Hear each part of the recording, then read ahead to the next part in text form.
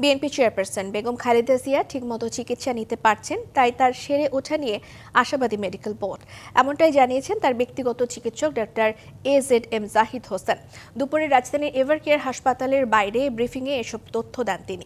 খুব দ্রুত বেগম খালেদা জিয়া সুস্থ হয়ে ফিরে আসবেন বলে আশা প্রকাশ করেন ডাক্তার জাহিদ। এর জন্য দলের পক্ষ থেকে দেশবাসীর কাছে দোয়া চেয়েছেন তিনি। দেশনেত্রী বেগম খালেদা জিয়ার শারীরিক অবস্থা মোতাবেক যে চিকিৎসা ওনাকে দেওয়া হচ্ছে, সেই চিকিৎসা উনি ঠিকমতো গ্রহণ করতে পারছেন এবং ওনার শারীরিক অবস্থা গত কয়েকদিন পূর্বেও যে অবস্থায় ছিল, আলহামদুলিল্লাহ উনি সেটি মেনটেন করে যাচ্ছেন।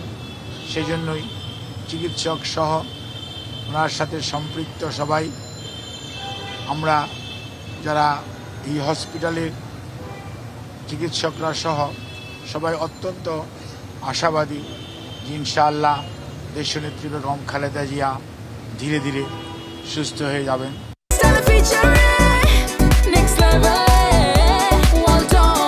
Side by side, free.